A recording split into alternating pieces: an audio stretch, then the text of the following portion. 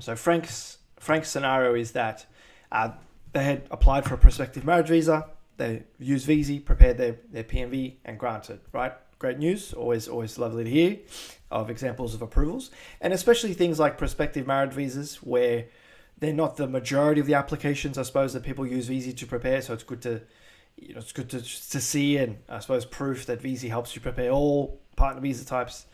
So Frank, it's firstly, good to see of an approval, and congratulations again. I know we've spoken about this privately. Now, the scenario now is that once the prospective marriage visa is granted, that's the half step to eventually applying for an onshore partner visa. So now Frank's partner is here in Australia, and they're looking to get married and then apply for the onshore partner visa after their marriage. And there were some questions regarding the timing of bridging visas, and particularly where in this instance Frank's partner has a requirement to leave the country again after applying for the onshore partner visa. So there's an obligation to be overseas for a period of time, but they know they need to apply for the partner visa now, the onshore partner visa now, before they depart. So I'll just walk through the questions. After submitting the 820-801, so that's the combined onshore application, the BVA is issued instantly, right? So that wasn't a question, that was Frank's statement. I'm going to verify that statement as correct. Yes, that's what happens. Then a BVB application can be submitted straight away. So yes, but at the moment I cannot see a BVB application form on my IMI account. So it's not a BVB application form specifically, it's a bridging visa application form on the IMI portal. So it's not, it may not strictly say bridging visa B, it'll say apply for a bridging visa, and then you need to select travel as the reason that you're applying for a bridging visa. And then that will in effect trigger that you're applying for a bridging visa B. Will the BVB application become available on the IMI account once the BVA is issued? The BVA is issued. So as soon as you apply for an onshore partner visa, the BVA is issued. It's just that it stays in the background. But it's active, but it just hasn't come into effect. Meaning that an onshore partner visa holder who submits a 820, now let's draw this. You all know how much I love drawing. So someone's here on a prospective marriage visa. Okay, let's make sure my camera picks this up. PMV. And let's say that PMV has an expiry date of 1st of January 2023. Okay, now someone enters on the PMV, there's an expiry date, hypothetical date of the 1st of January 2023. The couple must marry, okay, that's a ring, and then apply for the 820-801 prior to the expiration of the prospective marriage visa. As soon as that's applied for, the bridging visa A is issued, but it stays in the background until the PMV expires, and then from that point onwards, that visa applicant is on their BVA waiting for the 820 typically to be decided. The 801 will come later in most cases. So Frank's asking, when can they apply for a bridging visa B? You can apply for a bridging visa B as soon as you've applied for the 820-801 because the BVA will be issued, but it won't be in effect. It only comes into effect at this point here. But you can still apply for bridging visa Bs because you will, technically speaking, this person is the holder of a bridging visa A. If there's an issue with the IMI portal not giving you that option, Frank, it may be a technical issue, and you may need to submit a technical support request to the department. I don't have the link handy, but if you Google technical support form IMI in Google, you should be able to find it. Okay. And then to the rest of your question, I'll just jump back onto my browser. And then that was the first half of your question, it seemed like, Frank, in terms of the procedure of applying for a BVB online through the IMI portal. It should let you because the BVA has been issued. But perhaps you haven't applied for the 820-801, and that's why you're not seeing the BVA, the BVB application option. I'm going to assume that's probably what's happening here.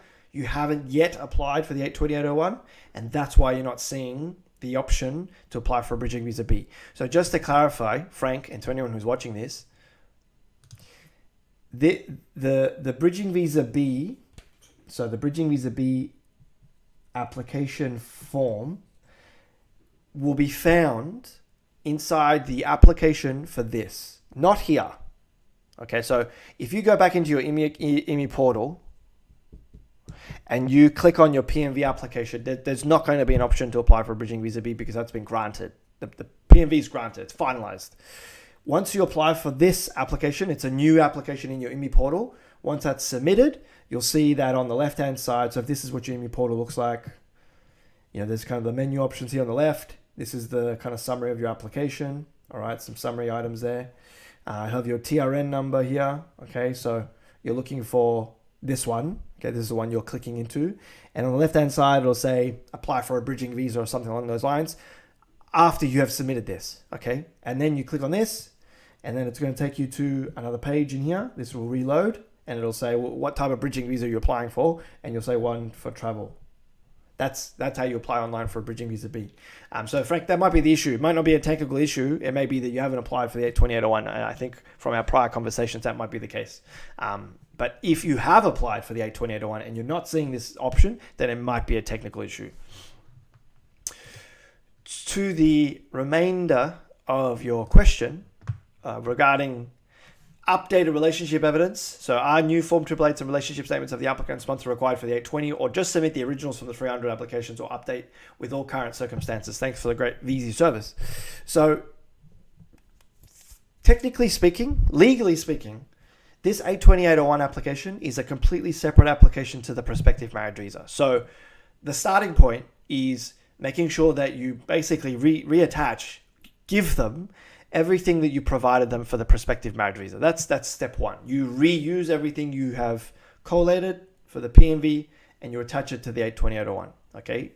However, the documentation and information you provided them for the PMV, the majority of the documents were likely centered around your intent to marry, because that is the core requirement of the PMV. So although that's useful, and although it's a good idea to attach all that again to the 82801, you still now need to provide evidence of the 4 aspects of the relationship after your marriage. So you're, in simple terms, kind of topping up your evidence with anything really you have done as a couple since your partner's entered on their PMV, the marriage, the celebration, the announcements, the photos, statements from people that attended, proof that you had, maybe gone on a honeymoon after the wedding, if that's relevant to you, and anything you do as a couple prior to submitting the onshore partner visa. So yes, in a way you are updating your documentation. I would suggest updating your relationship statements, and I would emphasize talking about the cohabitation element, talking about now that you're financially pulling and supporting each other. You talk about the marriage and the wedding. You talk about what happened after. So yes, you do want to update, generally speaking, all of your documents, but specifically things like your supporting statements. And Form 888 statements, I would recommend that you get them updated as well, because the wording of the Form 888 statements for the PMV aren't always the same as the wording of the Form 888 statements for an onshore partner visa. Because an onshore partner visa, you want those Form 888 statements to say, we know that they're in a married relationship. I believe that this couple is in a genuine married relationship, because that's what you're applying. That's the grounds in which you're applying for the 82801. Whereas the Form 888s you provided for the prospective marriage visa wouldn't have said that, because you're not married. You weren't married at the time.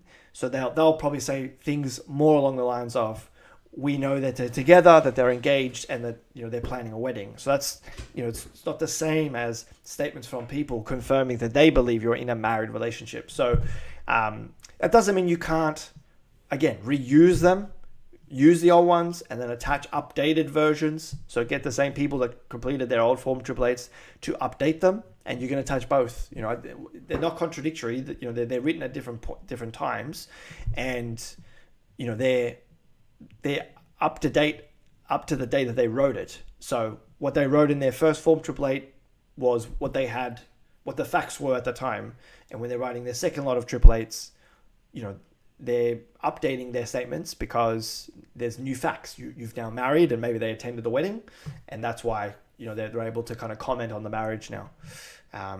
So yeah, in simple terms, you want to update your documentation and your evidence, and it's a completely new application. The same obligations kind of apply. It's your obligation as a couple to prove your relationship again.